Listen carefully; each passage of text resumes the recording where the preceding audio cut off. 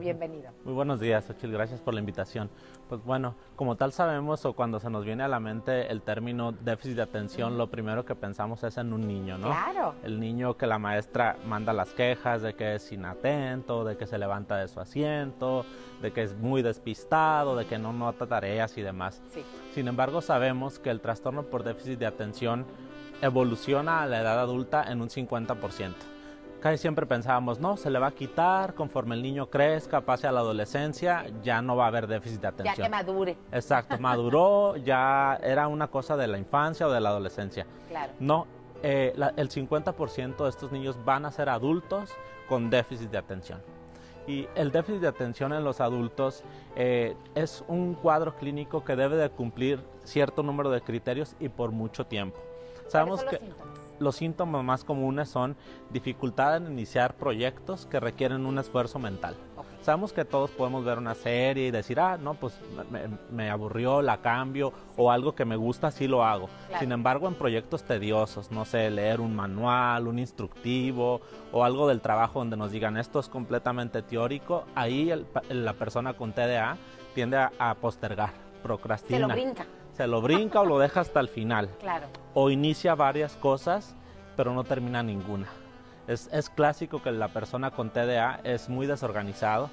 Por ejemplo, para hacer un trabajo, tiene todo en el escritorio desorganizado y no lleva los pasos para hacerlo. Entonces difícilmente cumple con metas en el trabajo, por lo cual muchas veces están brincando de un trabajo a otro, porque dicen me aburrió, o llegaba tarde. Es común que la persona con TDA también sea muy distraída, entonces comete errores por descuido, llega tarde, se brinca los saltos.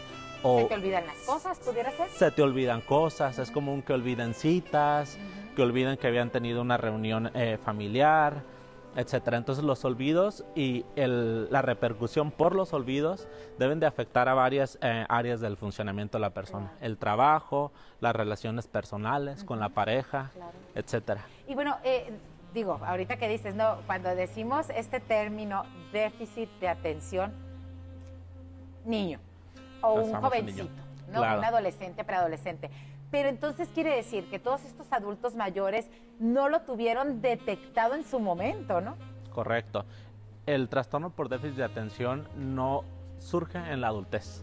Fue un diagnóstico que se pasó por alto. Pasó como el niño distraído, el hiperactivo, el inquieto, el flojo, el que no hacía tareas pues por flojo. Distraído. Exacto, el niño distraído o el niño que no era listo, ¿no? Ajá. Es común que decían, no, pues es que él nunca fue bueno en la escuela. Apenas siempre pasaba. Exacto, le fue mal. Entonces, pero no se evaluó más qué había detrás de eso, no le iba bien.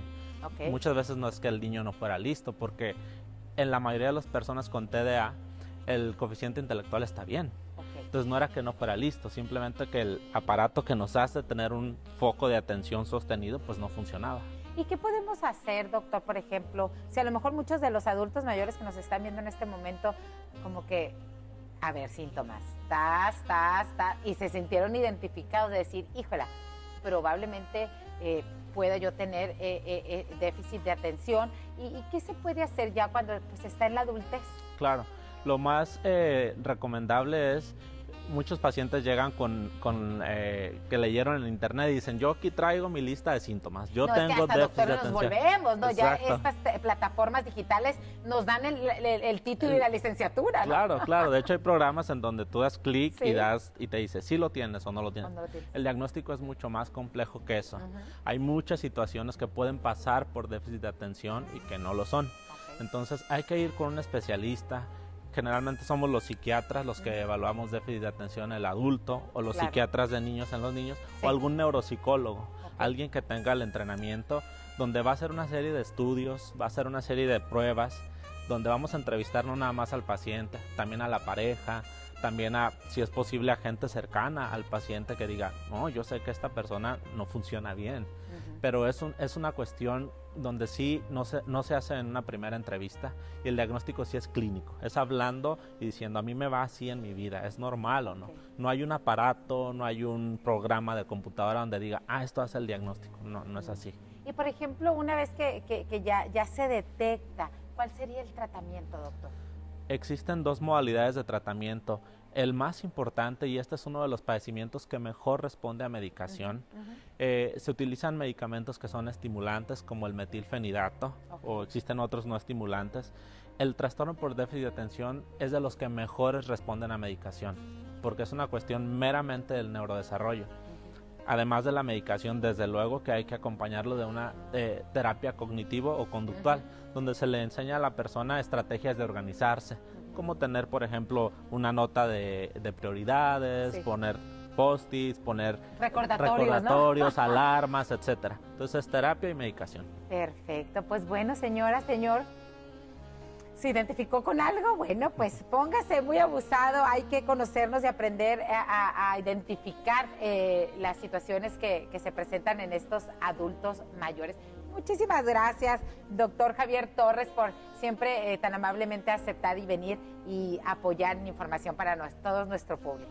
Gracias por la invitación, Xochitl. Gracias. Vamos a continuar con más